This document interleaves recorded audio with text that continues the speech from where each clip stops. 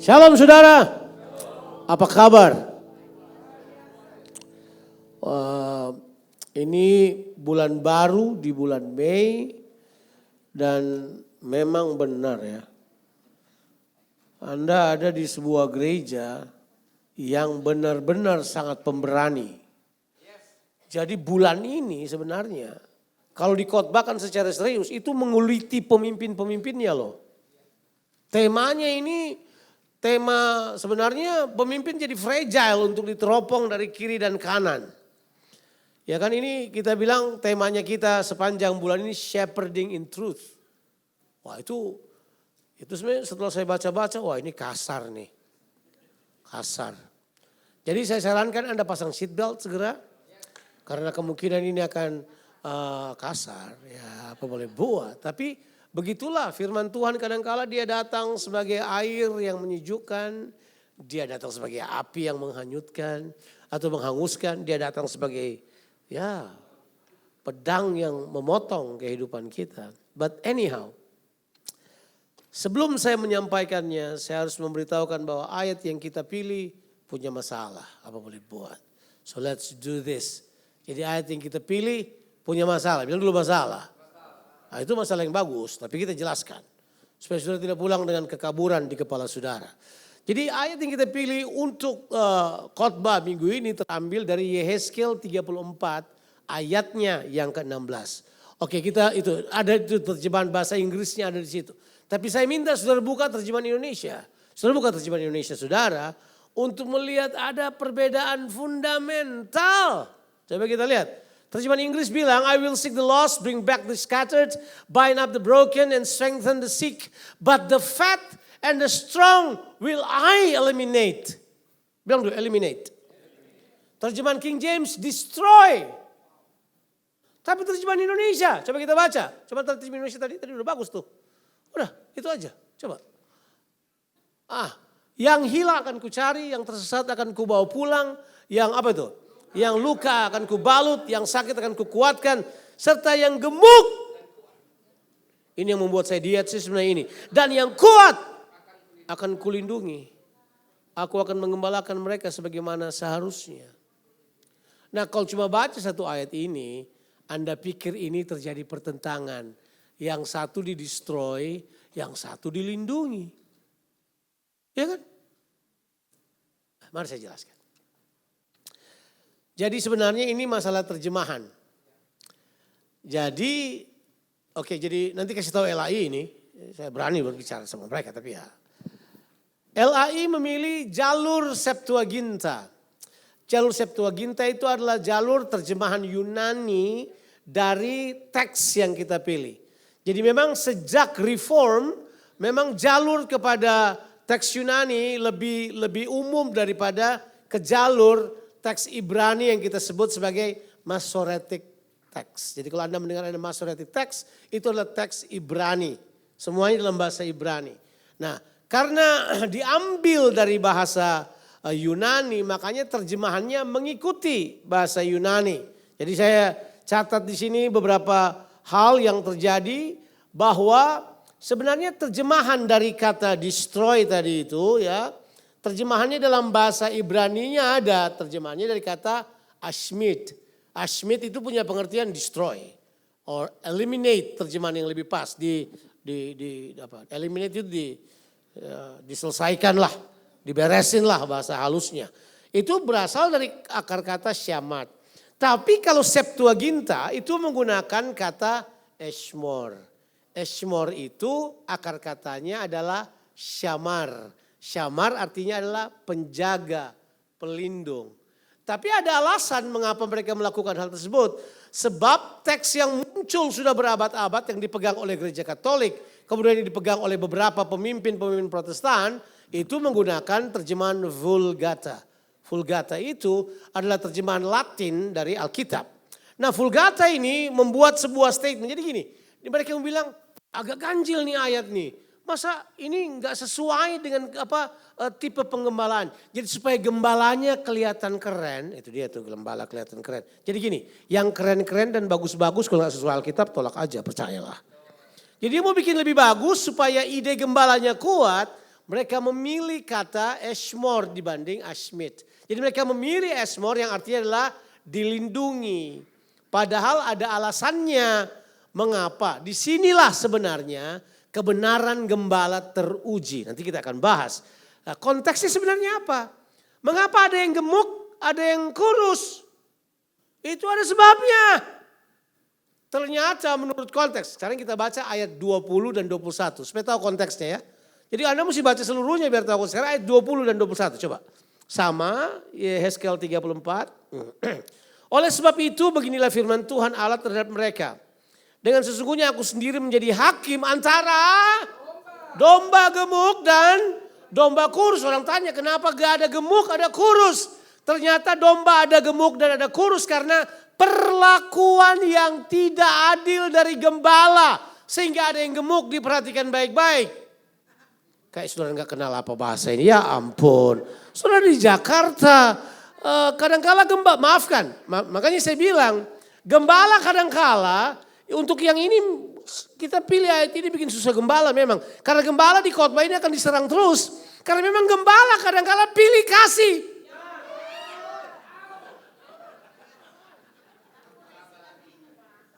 Apakah tercolek betul ini? Tapi itu memang benar. Gembala cuma cari domba-domba yang gemuk. Nah masalahnya domba gemuk karena bergaul dekat sama gembala, main-main sama gembala. Domba gemuk merasa dia punya power. Makanya ditulis kita baca. Kita baca domba yang kurus.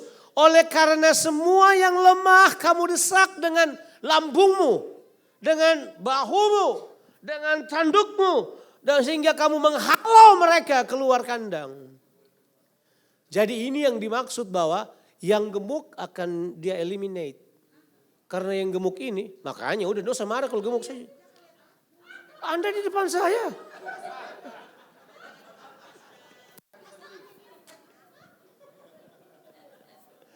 Coba, logikanya adalah bahwa kita berpikir bahwa harusnya kan seadil memelihara gemuk dan kurus sama aja. Tapi rupanya Tuhan berpikir terbalik mengenai hal ini. Jadi itulah sebabnya lebih cocok memang destroy dibanding melindungi kalau melihat konteks. Sudah paham sekarang? Nah udah, jadi kasih tahu LAI hal tersebut. Sekarang yang ingin saya bahas adalah gembala ini. Bilang dulu gembala, kan konteksnya adalah gembala yang menyembuhkan tapi dia juga gembala yang menghakimi.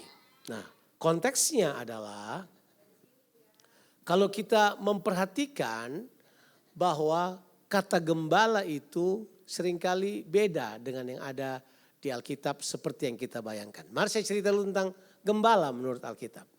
Jadi kalau Alkitab berbicara gembala, itu dia berbicara raja, dia berbicara Mesias, dia berbicara perwakilan Allah di bumi ini. Itu kata gembala. Jadi gembala itu bukanlah sekedar cuma satu pekerjaan yang kayak sekarang. Kan sekarang kalau jadi gembala gak enak banget bahasanya. Terpaksa saya menggunakan bahasa yang dipakai oleh orang-orang luar liar di sana yang berkata bahwa gembala itu pengemis berdasi. Enggak. Gembala itu berdiri depan cuma karena sekolahnya tapi karakternya tidak. Gembala khotbahnya 52 minggu, 36 minggu khotbah uang. Tapi enggak begitu. Kalau di Alkitab gembala itu adalah perwakilan Allah. Gembala itu adalah Mesias. Oh ya, saya kasih bukti bahwa gembala adalah Mesias. Oke. Nah, siapa pernah baca kitab nubuatan tentang Mesias? Kitab Mika pasalnya yang kelima, kita baca ayat 2, 3 dan 4. Anda akan menemukan bahwa penyelamat Israel itu adalah gembala. Coba kita lihat, coba Mika 5. Ayat yang kedua, ini ayat kita baca tapi kita pandang enteng. Kenapa kita pandang enteng kitab Mika? Karena Mika nabi kecil. Kita lebih hargai Yesaya, padahal mereka berbicara di waktu yang sama. Yesaya dan Mika the same time frame-nya sama. Coba kita baca. Ini masih Yehezkel kayaknya. Ini kitab Mika. Sebab itu ia akan membiarkan mereka sampai waktu perempuan yang akan melahirkan telah melahirkan. Lalu selebihnya dari saudara-saudaranya akan kembali kepada apa? Orang Israel. Anda baca ayat 1. Oke. Maka ia, tapi engkau itu ya, ini dalam maka ia akan bertindak dan akan menggembalakan mereka dalam apa? Itu, menggembalakan mereka dalam apa? Kekuatan Tuhan. Dalam kemegahan nama Tuhan Allahnya, mereka akan tinggal tetap sebab sekarang ia menjadi besar sampai apa? Ke ujung bumi. Siapa yang jadi besar sampai ke ujung bumi? Gembala. Nah ini konteks ini gembala. Baca dulu, makanya jangan dogmatik dulu. Baca dulu, gembala. Dan dia menjadi damai sejahtera dan seterusnya akan mengalahkan Asyur. Dan maka kita akan membangkitkan melawan dia 7 gembala. Bahkan 8 pemimpin manusia. So konsep gembala itu adalah konsep raja, pemimpin. Orang yang ada di depan. Gitu. Itu konsepnya. Nah Yehezkel 43 secara khusus meneliti gembala-gembala yang palsu. Yang artinya mereka gembala tapi karakternya, apa yang mereka buat, cara hidupnya tidak sesuai dengan kata gembala. Gembala itu sebenarnya menunjukkan lebih banyak aspek perhatian, kasih, hubungan dan kasih sayang dari Tuhan terhadap umatnya. Setuju ya? Ya itu jelas. Jadi kalau sudah baca gembala itu konsepnya. Tapi seringkali kita hanya membaca hanya sebagai gembala yang penuh kasih aja. Penuh belas kasihan aja. Memang gembala harus melakukan itu. Gembala harus mencari yang terhilang. Harus. Artinya gembala harus aktif. Gembala tidak boleh berdiri di depan gereja kemudian nyanyi. Pulang, pulang. Orang berdosa pulang. Jangan. Gembala nggak usah gitu. Gembala harus cari. Waktu saya baru pertama pindah ke Melbourne. Orang Indonesia sudah banyak di Melbourne kan. Tapi tebak saya cari mereka di mana. Saya tungguin mereka di Crown Casino. Jadi pendeta ini pergi ke Crown Casino. Tidak main, hanya nunggu. Saya cuma bawa uang di kantong saya $400. Sebab saya sudah tahu sebentar lagi ada orang Indonesia keluar kala dan mau jual jam Rolexnya $200.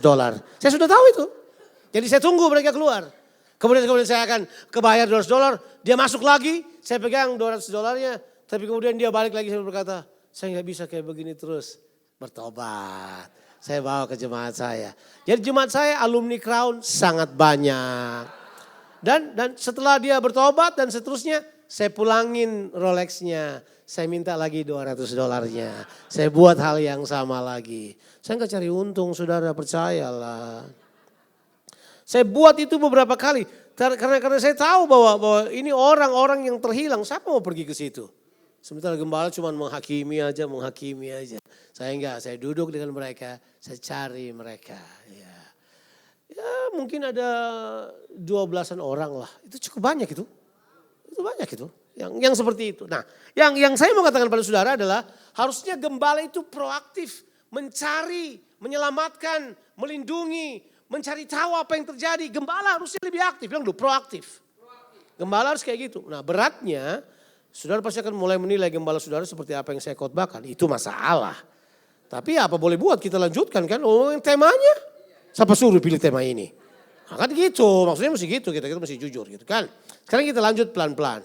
Jadi langsung saja bahwa kita harus mengerti bahwa Tuhan kita memang gembala yang lembut, mengasihi. Tapi dia punya sisi yang lain.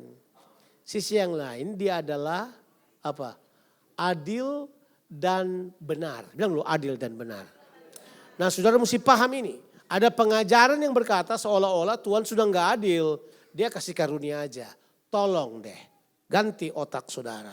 Ada sebuah teologi yang mengajarkan yang namanya divine simplicity.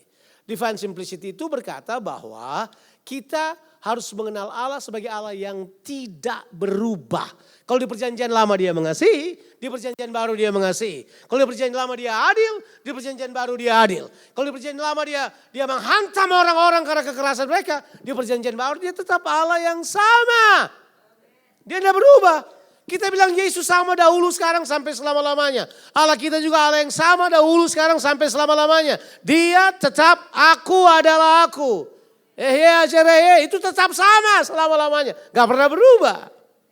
Jadi kalau dia adil, apakah cuma karena ada kebenaran doktrin kasih karunia, kemudian dia jadi gak adil? Enggak, saya gak percaya itu. Keadilannya tetap ada. Nah mengkhotbahkan ini benar. Karena kalau sudah baca, memang betul ada krisis kepemimpinan. Coba, nggak usah jalur pembelajarannya lah, itu kayak kuliah kan. Tapi beda lah, krisis kepemimpinan. Yang dimaksud dengan gembala-gembala Israel sini adalah raja, imam, pemimpin sosial, penjaga gerbang, bapak rumah tangga, pemimpin kantor, guru, orang yang berpengaruh. Every sphere of influence is a boyman. Gembala. Itu harus kita akui. Karena dia punya spheres of influence. Jadi kemudian kita paham bahwa ini yang menjadi serangan dari Tuhan. Mereka gagal karena apa? Mereka makan yang terbaik dari domba. Baca aja. Mereka pakai bulu domba. Tapi mereka tidak merawat domba. Tidak mencari yang hilang. Tidak menguatkan yang lemah. Memerintah dengan keras dan dengan kejam. Alkitab berkata, celakalah gembala-gembala Israel yang mengembalakan diri mereka sendiri. Ini bukan sekedar kegagalan pastoral, ini kegagalan kerajaan, ini kegagalan pemerintahan. Betul ya? Aplikasi buat hari ini ya, banyak sistem bahkan sistem rohani. Tampaknya berhasil dari luar, tapi di dalam melukai banyak orang. Saya masih ingat, dan sudah pasti hadir, sudah hadir di KLC 2 tahun yang lalu. Masih ingat Kong Hee bercerita? How orang kepercayaannya terluka pada dia karena waktu mereka bicara Kong Hee ambil pen. Kemudian dia lempar pennya. Kena di sini walaupun udah gak sakit. Tapi itu tembus ke dalam hatinya. Dia kemudian keluar dari gereja. Dia mengakui dan saya suka ada hamba Tuhan yang mengakui. Ini yang dicari dari gembala-gembala yang mengakui. Tuhan bilang aku melawan gembala kayak begini. Itu jelas. Nah ini yang luar biasa. Solusinya ini yang luar biasa dari Tuhan. Waktu Tuhan menemukan gembala-gembala yang ditetapkan sebagai pemimpin Israel seperti ini. Tuhan enggak kayak kita ngumpul. Solusinya apa ya? Enggak, Tuhan jadi solusinya. Harusnya kita contohin itu. Harusnya kita berdiri sebagai solusi. Gitu. Jangan mencari solusi. Ada-ada aja. Cari tuh solusi sampai bingung. Itu program TV yang sudah gak laku kan. Nah kita carilah. Nah ada 4 tindakan Tuhan yang saya mau saudara lihat. Waktu dia bertindak untuk melakukannya. Dia mengerjakan ayatnya yang ke-16 itu. Dia mencari. Bilang dulu, aku sendiri. Bolehkah saya beritahu ini pada saudara? 80%, 80%. Tidak exaggerate karena dia harusnya ditulis oleh buku yang saya baca 86%. Saya bilang 80% saja. 80% orang pindah gereja. Orang tinggalkan komunitas. Orang kemudian kecewa tidak bergereja puluhan tahun. Orang kemudian ganti agama disebabkan karena kekecewaan pada pemimpin mereka. Atau sistem gereja yang itu tuh memarginalize certain people. Atau mempinggirkan segelintir orang. Itu 80%. Kekecewaan pada sistem yang ada. Banyak itu.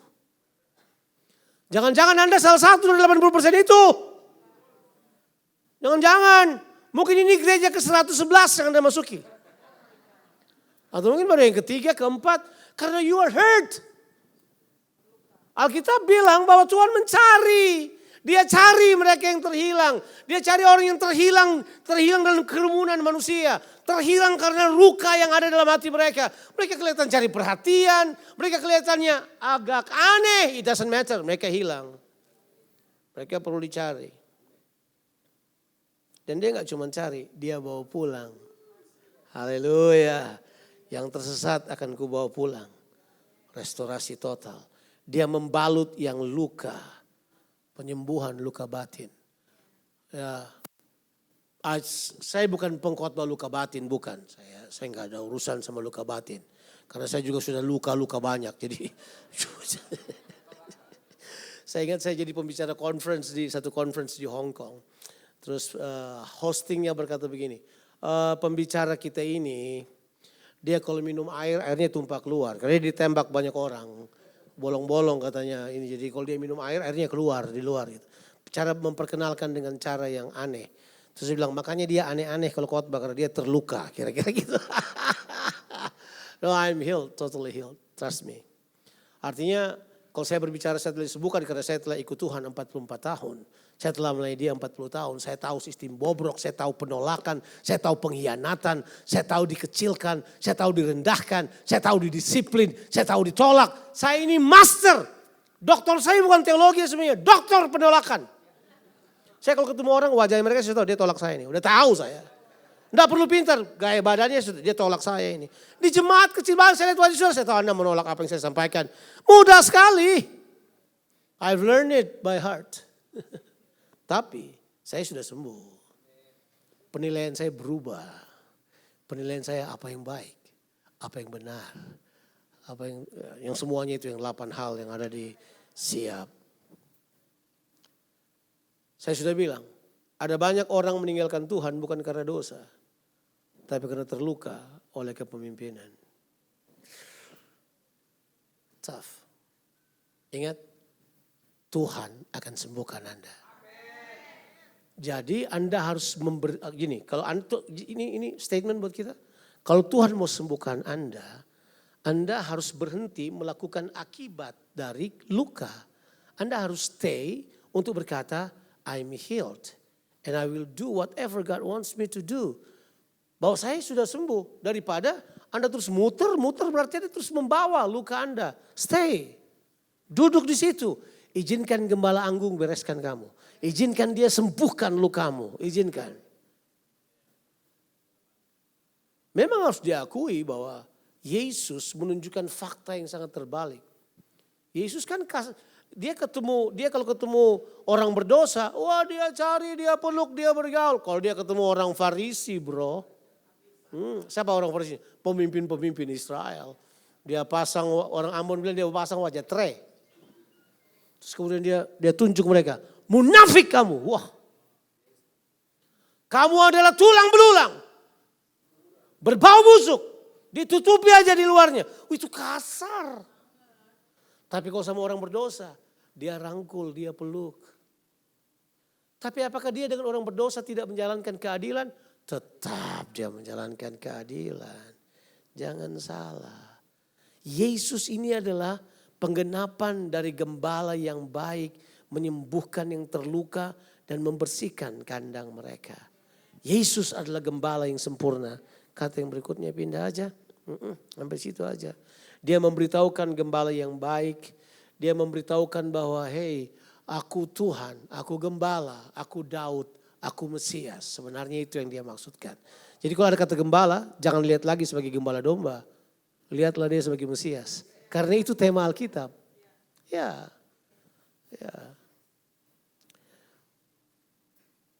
Tapi ini saya bilang tadi, dia menghakimi orang Farisi. Dia menghantam sistem agama yang salah. Dia membalik meja di bait suci. Dia kejar mereka yang cuma cari untung dan tidak mementingkan kesejahteraan. Dia kejar mereka terbalik. Kita seharusnya mulai berpikir. Nah sekarang saya mau beritahu pada saudara. Eklesia, gereja adalah kelompok gembala untuk menggembalakan kotanya. Oh itu pun mendanda, eklesia semua kita. Sebab Tuhan lagi berbicara kepada semua model pemimpin. Pemimpin bisnis, pemimpin kantor, pemimpin di gereja. Semua model kepemimpinan yang Anda ketahui. Dan tentu kita sudah sadar semua manusia pemimpin anyway kan. In the last 20 years we have been educated by, kita diedukasi oleh orang-orang yang berkata bahwa di dalam kita ada kepemimpinan. Everyone was born to lead. Ya kita diajar itu kan, mengembangkan kepemimpinan di dalam kamu. Jadi kita semua adalah pemimpin. Jadi ayat-ayat ini adalah untuk kita, bukan untuk orang lain. Jangan-jangan Anda adalah domba yang menanduk orang lain. Jangan-jangan Anda adalah domba yang mungkin karena diperhatikan oleh gembala, punya akses pada gembala, Anda hajar orang lain. Itu yang Yesus bilang. Itu yang ditulis di kitab Yeskel. Coba kita lihat Yeskel, pasalnya kita sudah baca tadi. 34 ayat 20 dan 21. Coba lihat, itu yang saya bilang bahwa domba model begini, terjemahan yang cocok adalah destroyed. Bagi aku ini, dengan sesungguhnya aku sendiri menjadi hakim di antara apa? Domba yang gemuk dan domba. Oh, tadi dia gembala yang penuh kasih. Kok tiba-tiba dia jadi hakim ya? Mispat, keadilan, kebenaran, harus dinyatakan. Kalau Anda cuma karena gak suka orang, cuma karena dia beda dengan yang lain, kemudian Anda menyebabkan dia terlempar dari penggembalaan, terlempar dari kandang, bertobatlah. Kalau Anda penyebab saudara-saudaramu tidak ke gereja lagi, bertobatlah. Jangan rasa saya singkirkan dia karena dia adalah penyebab kehancuran itu. Jangan-jangan kamu penyebabnya. Itu dia bilang, menjadi domba yang gemuk dan domba yang kurus. Oleh karena semua yang lemah kamu desak dengan lambungmu dan bahumu serta kamu tanduk dengan tandukmu. Sehingga kamu menghalau mereka keluar kandang. Kandang kan bercerita area penggembalaan. Logik ini yang harus kita bawa kembali. Gereja dipanggil untuk bertindak sebagai gembala untuk generasi ini. Bagaimana generasi kita? Saya mau punya usulan buat kita. Jangan nilai generasi yang kita hadapi seperti dunia menilai generasi ini. Satu kali mendengar seorang pendeta berkhotbah bahwa generasi kita adalah generasi stroberi. Alkitab enggak bilang itu. Tapi kan enak dong kalau itu secara data generasi stroberi. Katanya dia generasi yang kelihatan indah tapi kalau diinjak langsung hancur. Apakah Alkitab bilang itu tentang generasi muda? Enggak loh. 1 Yohanes 2 ayatnya ke-12 sampai 14. Aku menulis kepada kamu hai orang-orang muda. Karena kamu kuat. Karena firman Allah ada dalam kamu. Dan kamu telah mengalahkan si jahat. Itu cara Alkitab menilai generasi. Kita menilai generasi stroberi lah, generasi ini. Maafkan, farak dengan penilaian mereka. Generasi ini perlu diselamatkan. Tapi kita kan blok generasi kita bahwa mereka bodoh lah. Mereka cuma generasi cuma di ujung jari lah. We say anything. Tapi kita gak gembalakan mereka. Tahu gak gereja takut gembalakan mereka. Karena mereka lebih tahu daripada gembala tahu. Yeah, we are intimidated by them, right? Mungkin kita mesti ganti pendekatannya. Ini waktu yang terbaik untuk kita kembali menggembalakan. Kita menggembalakan di gerbang, bukan cuma di mimbar. Anda menggembalakan di jalan-jalan. Anda menggembalakan di tempat-tempat yang mungkin tidak ada orang datang. Ya.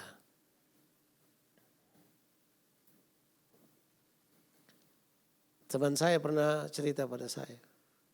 Waktu itu cerita tentang ada seorang yang mutilasi banyak sekali anak kecil. Dengar cerita itu ya? It's in the news. For years itu ada di news. Orang ini dia kumpul-kumpul anak-anak jalanan. Kemudian dia sodomi mereka. Kemudian dia mutilated mereka supaya nggak diketahui. Siapa juga yang cari mereka kan. Tebak, teman saya berkata begini. Seandainya gereja ada di situ, dia tidak akan buat ini untuk generasi ini. Ada yang lindungi generasi ini. Tapi kalau kita nggak ada di situ, kita bikin apa? Kita menyanyi di mimbar, kita sorak-sorak haleluya. Nggak ada yang salah, tapi tolong ganti prioritasnya. Kenapa? Kita tidak menggembalakan generasi ini. Kalau Anda tidak menggembalakan generasi ini, tebak gembala adil akan bilang apa pada saudara? Ya, dia akan menyerang Anda. Kita akan menjadi orang yang munafik. Kan ini yang kita perlu tanya, yang kita perlu kritis itu. Coba tanya, apakah kita memang terlibat dalam apa yang Tuhan mau? Atau kita sama aja sama orang Farisi. Kita sama aja penuh ayat, penuh teologi. Saya takut banget saudara, saya takut banget. Anda pikir saya tahu banyak kemudian saya senang karena saya tahu? Juga saya kemudian cerita khotbah, kemudian saya senang saya berkhotbah. Enggak, tanggung jawabnya banyak dong. Saya enggak mau, saya cuma tahu tapi saya enggak terlibat. Tahu dan tidak terlibat, pengkhianatan. Tapi kita semua sama-sama tahu. Enggak ada yang buat, gua juga kagak. Harusnya ketika enggak ada yang buat, kita dong yang di depan. Di mana inisiatif penggembalaan?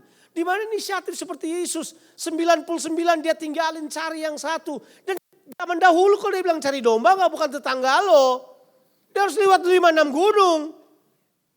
Berkilo-kilometer untuk cari domba yang satu ini. Logik pemikiran kita kadang-kadang terbalik. Saya kok kayak goyang-goyang seluruh ini. Lo ada gempa bumi di mimbar ini. Iya kan. Eklesia bukan sekedar komunitas yang berkumpul harusnya. Eklesia sebenarnya merupakan komunitas yang sadar diri sambil berkata, kita perwakilan dari Gembala Agung ini. Gembalanya di sorga tapi tangan-tangannya, hatinya semuanya ada di bumi ini. Kita harusnya pergi menunjukkan Gembala yang mengasihi ini ada. Dan dia juga Gembala yang adil.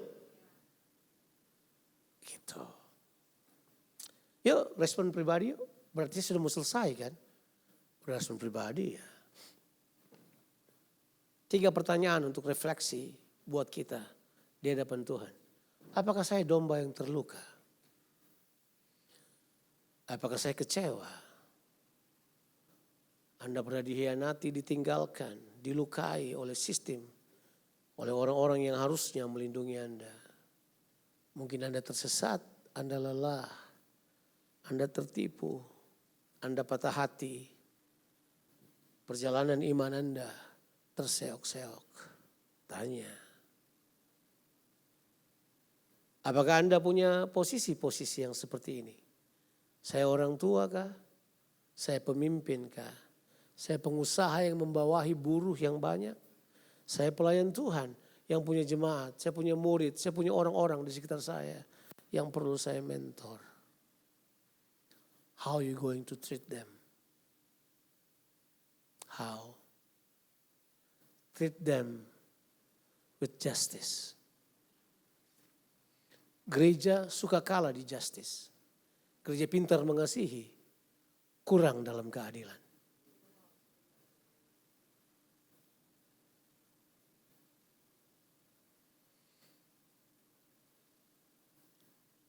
Ini kemudian pertanyaan yang paling aneh. Apakah Anda dipanggil untuk menjadi gembala? Enggak, ya. Sebagai eklesia, Anda harus memperhatikan orang lain. Anda harus memperhatikan orang yang terhilang. Anda harus pergi mencari mereka yang terhilang. Ya, baca sendirilah.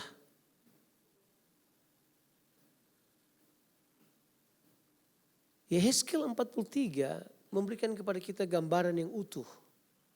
Bahwa gembala yang mengasihi juga gembala yang adil.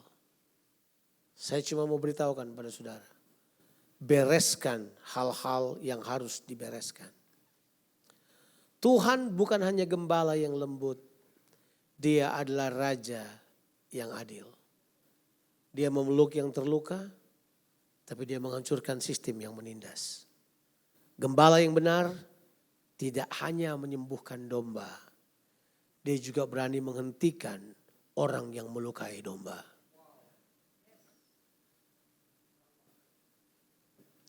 Sekarang pertanyaan buat kita sekalian.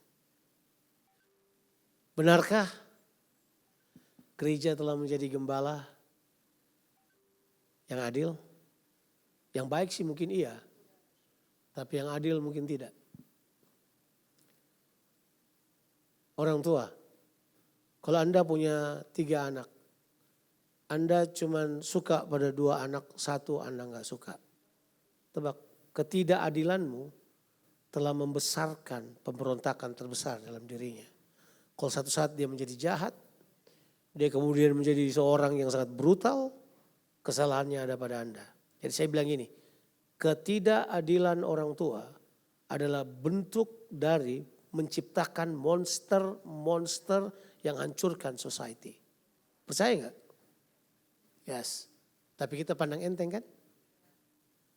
Dan di gereja biasanya kita bertobat aja selesai. Enggak. Harusnya ada penyelesaian secara terpadu. Penyelesaian bukan cuma satu dimensi aja. Harus multidimensional. Ada psikiatris, ada orang yang baik-baik. Duduk bersama menceritakan. Hey, kita perlu sesuatu yang menjadi model buat kota. Supaya kota melihatnya. Di situ kita menciptakan bagaimana caranya kita melawan penyakit-penyakit sosial dari akarnya. Beda kan?